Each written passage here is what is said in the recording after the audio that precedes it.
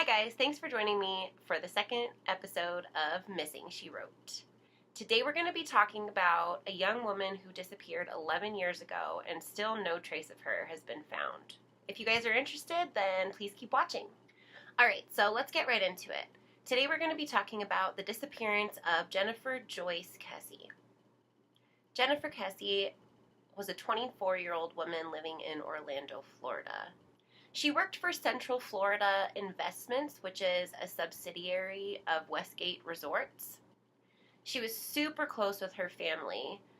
She was really close with her younger brother Logan and with her mom and her dad.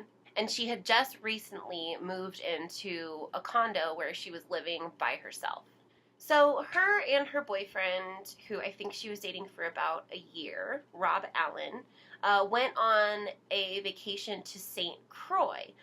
She drove to his house in Fort Lauderdale on Wednesday night, and they flew out Thursday morning to go for a weekend vacation. Whew. They returned to Florida on Sunday night, and then Jen stayed the night over at his house. She left first thing in the morning at like 6 in the morning and went straight to work from there on Monday morning. She was seen at work that day, and a coworker even said that he spoke to her before he left that night. Also, on Jen's way home from work, she called her family and her friends like she usually did. She called her dad on the way home from work, and it sounds like she spoke to a friend and her brother that evening when she was at home. Her brother actually had stayed over at her condo while she was in St. Croix, and had invited a few friends over to do some partying and some drinking, I guess. So when she spoke to Logan on the phone, he told her that one of his friends, Travis, left his cell phone there, and he asked her to overnight it to him. And Jen told him that she would send it as soon as she got the chance. Why was that so fucking hard to say? Also around 10 p.m., Jen spoke with her boyfriend, Rob. He said that they got into a disagreement about something, but I couldn't find anywhere what their disagreement was about. So the next morning is when things start to get suspicious. Jen's family and friends say that she left for work between 7:30 and 8 in the morning like clockwork. And her boyfriend even called her his human alarm clock. So she used to call him on her way to work every single day. On this particular morning, she didn't call him. Now, people really noticed something strange when she missed an important meeting for work at around 11 a.m. After this, her work called her parents to just let them know that she hadn't shown up and to see what was going on. And pretty immediately, her parents knew that something was wrong. So immediately, her parents and friends start calling her, and her phone's going directly to voicemail. So at this point, her parents and her brother make the hour-and-a-half, 2-hour drive from Tampa to Orlando and go straight to her condo. Now, Logan gets there a little bit before her parents, and he immediately went to her condo and started banging on the door and got no answer. And then there was also a worker's van parked right in front of her building, and Logan said that he had banged on it and asked them to roll down the window, trying to say, "Have you seen my sister?" And they wouldn't respond, they wouldn't roll down the window, and they were essentially not helpful. So when her family finally got into her apartment, it looked as though nothing had been disturbed. It seemed like she had just gotten ready for her day. Last night's clothes were folded up and hanging on a chair. She had a wet towel hanging on the floor. The shower and bathtub were still wet. Her jammies were on the floor. Her bed was unmade. And she had a few outfits laying out on her bed as though she was trying to figure out what to wear for her work day.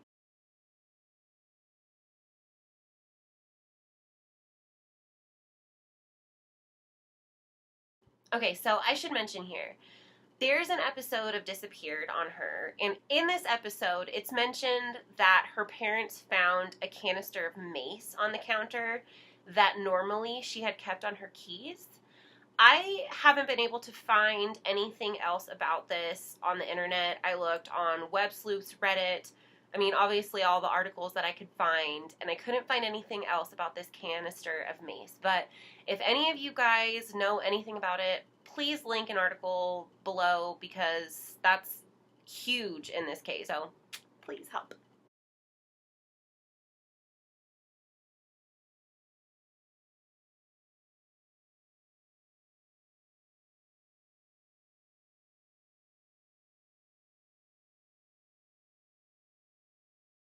And the things that were missing from the house, aside from her, were her purse, her keys, her cell phone, and also her contact lenses, which we're going to assume she was wearing at the time. Immediately at this point, her parents put out a missing persons report, started putting out flyers, and really started getting the word out about Jennifer's disappearance. Now, when police first got there, they originally said, well, Jennifer's 24. She has a right to disappear if she wants to. She got in an argument with her boyfriend the night before. She's probably just blowing off steam. We'll find her within 48 hours. All is well. This happens all the time. So that was law enforcement's initial reaction. The parents, however, immediately went into action and started the search. Something that was also missing was Jennifer's car. It wasn't parked in its usual spot. So that could kind of lend to the initial theory that she was just going for a drive, just going to blow off steam, and just getting away and taking time for herself. So the search begins. She goes missing on Tuesday. I think her parents had actually turned her condo into like her headquarters, kind of like waiting for her to come home. I kind of understand why they did this. They were trying to keep it close to home. If she came home, they wanted to be there and ready for her if anything happened. But at the same time, if her condo was in fact a crime scene, then now you have other people here who are leaving all their DNA, ruining evidence if there was evidence. So I understand why they did it, but keeping the headquarters in her condo could have destroyed some evidence if it was there. So for about 2 whole days, they didn't have any leads on anything. So at this point, the Kesses had put out flyers with Jennifer's face and information all over it, as well as pictures of her car and the description. 2 days later, on Thursday, a resident at the Huntington on the Green apartments called in a tip that the car was parked at their pool guest parking. Now, law enforcement said that the Huntington on the Green complex was a neighborhood that had a high crime rate and lots of drug activity. So inside her car, they could see that her car seat had been moved to fit somebody that was a different size than her. And they could also see that she still had a lot of valuables in the car. She had a brand new DVD player in her back seat that hadn't been touched. And she still had a lot of gas in her tank, which suggests that her car wasn't driven far before it was found. Thankfully, there was a surveillance camera in this parking lot aiming where this car was parked. So I'm going to insert that footage right here.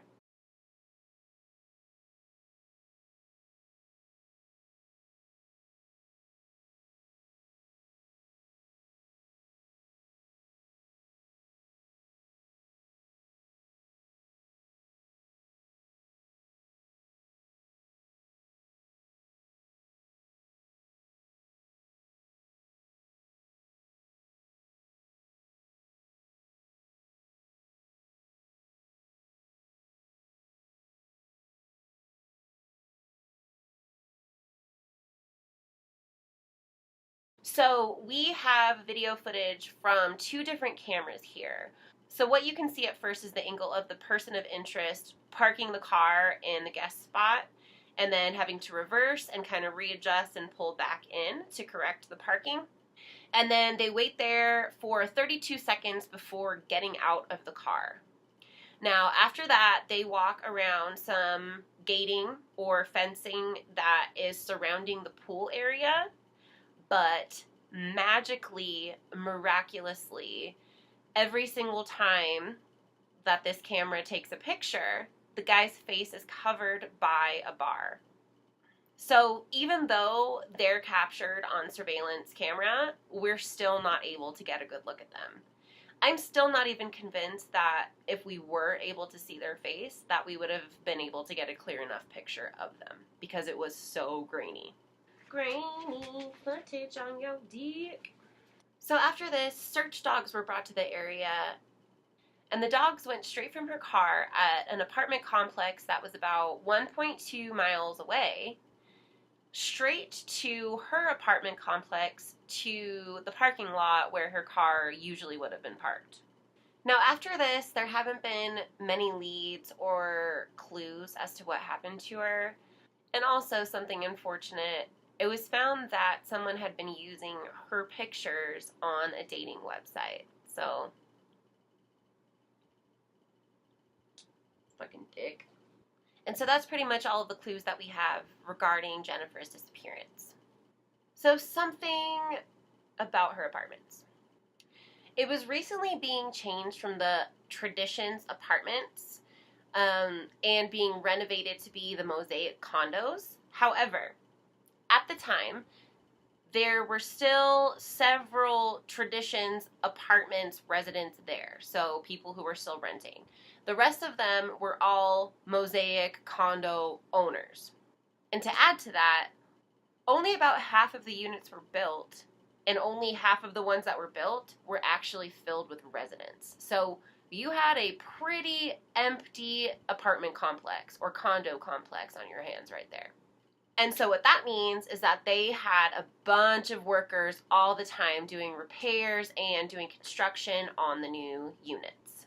Jen's parents and her boyfriend said that Jen had a consistent issue with the workers at her apartment complex. Jen called her family and friends all the time, and often when she'd be on the phone with them, she'd mention that the workers made her uncomfortable because they would look at her weird, maybe stare at her for too long, or say something disrespectful while she was walking by. Another thing that her friends, family, and boyfriend stated was that she was really frustrated with the fact that they always had to do a lot of work at her apartment. When she moved in, there was still stuff that needed to be done, such as like paint needing to be fixed on the walls and stuff. And so the workers were having to come in and fix those things while she was already living there. Now, Jen would try to be there while they were there. She would stay home from work while they were there in order to make sure that everything was going smoothly. And she would always call a family member or a friend or Rob while they were there. But another thing is that some of these workers had a key to her apartment. When the employees of the complex were investigated by law enforcement, it came to light that many of the workers were actually undocumented workers that were illegal immigrants from another country. So as soon as law enforcement came in, a majority of them left town, and the complex claimed that it was next to impossible to track them down. So a lot of the people that should have been questioned in this situation probably weren't, unfortunately, so yay. One worker who worked at her apartment complex got arrested for statutory rape in 2008, which is 2 years after her disappearance. And he was questioned at the time of Jennifer's disappearance as well. He'd done work in Jen's condo, and he did admit that. But when detectives asked him what their interactions were like, he told them that Jen would just say, "Oh, just lock the door whenever you're done." But her friends and family know for a fact that Jen did the exact opposite and would actually stay home from work, would stay at her complex, and would watch them work while they were there. She would never leave the apartment and just say, "Okay, lock the door when you're done." Another possibility is that one of the boys that stayed with Jen's brother Logan while Jen was out of town was actually one of Jen's exes. So Logan and Travis, the friend who left the phone, and then Matt, Jen's ex, all stayed at her apartment. On the night of the 23rd, Matt was actually a quarter of a mile away from her apartment across the street at the Blue Martini at the Millennium Mall that was near her apartment complex. Her dad on the Greta Van Susteren Investigates episode said that he was drunk as a skunk. And her mom said that he'd actually been distraught because he'd been pursuing Jen, and Jen was happily with a new boyfriend and going on vacation to St. Croix. So now there's also mention of a coworker that had been pursuing her too, that she was trying to let know that she would never date a coworker, that she just wanted to be friends. So there's also rumors of a persistent coworker that she was dealing with as well.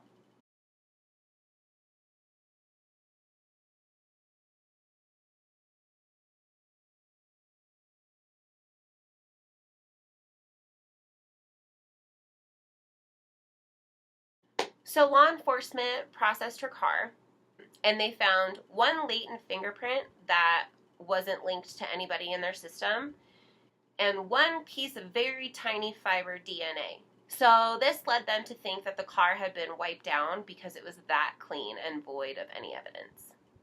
Now, unfortunately, her parents sold Jen's car a month after her disappearance. It kind of sucks because this was one of the hugest parts of her crime scene, but they actually got rid of it for some reason. So I do understand where they're coming from and trying to get that negative reminder out of their life, but at the same time, it definitely was one of those huge pieces of evidence for her case. So to add to Jen's issues with these workers, sometimes when she would be on the phone with her boyfriend or her family while the workers were working on her apartment, she would sometimes tell the person on the phone, wow, these guys are going so slow. I don't like the quality of their work. It's so frustrating that they still have to be here in the middle of the day. And her boyfriend actually said that he had to warn her once, like, hey, they can understand you. They can hear you. Just because they're foreign doesn't mean that they don't necessarily understand the words that are coming out of your mouth. So, yeah. Another thing that's crazy, the police never processed her condo. Now, when law enforcement finally went through cell phone ping data and stuff, they found that Jen's phone and Travis's phones were pinging a little bit after 10 p.m. on that Monday night, but at around 10:40 p.m., all activity stopped, suggesting that there was a manual shutdown, probably by taking the battery out of her phone. Now, could she have done this? I don't know. Or did a person of interest do this? All right, so I guess we're ready to go into some theories. So one of the first theories that we could jump to is that Rob had something to do with her disappearance. The fact that they had gotten into an argument the night before and he was the last person to speak on the phone with her does tend to point that direction. However, when Rob's cell phone data was checked and his alibi was checked, it all checked out. When law enforcement looked into his cell phone data and his alibi, everything all checked out, and he was actually 200 miles away from where Jen was at the time of her disappearance. Another theory is that it could be a guy from the gym or a guy from work that had been pursuing her. It said that she had one of each. Now, here are the two main theories, in my opinion. So we have Matt the X, who was less than a mile away from her condo at the time of her disappearance, who was admittedly distraught at not being able to be back with her and was drunk as a skunk, in her own father's words. Another theory is that one, or maybe several, of the undocumented workers that worked at her apartment were responsible for her disappearance. Now, either one of these, I still have a hard time figuring out what actually happened, because still we have no trace of Jen or her remains. The fact that the dogs tracked her scent straight from her car that was parked at another apartment complex that was a mile and a quarter down the road, straight to her parking lot of her apartment complex, is extremely suspicious. It kind of suggests that she wasn't anywhere but her car, or else the dogs would have traced her scent somewhere else. I'm not even clear on if she disappeared on Monday night after she spoke with Rob at 10 p.m. or that Tuesday morning when she was actually noticed to be missing. I'm kind of 50-50 on both, which is crazy. All of her stuff seemed as though she was getting ready for work on Tuesday morning. It seemed like, she took off her jammies, took her shower, was laying her clothes out for her work day, and maybe left a little bit early to go mail that phone package. However, the fact that the cell phone battery was taken out of her phone at 10:40 p.m. the night before is super suspicious, unless she would have done that herself for some reason, which I don't really see a reason for. If someone abducted her while she was walking to her car in the morning, they would have had to overtake her, put her in her car or back in her condo, or one of the empty condos, I suppose.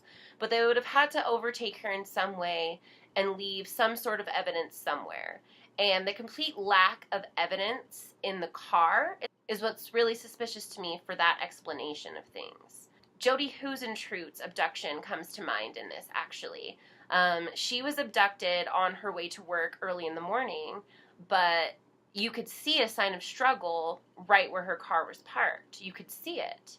And in other cases where people have been abducted in their own cars, you can see strands of hair, blood, sweat. There's DNA inside the car to signify that a struggle has taken place in there. So I don't think that anything happened in the car.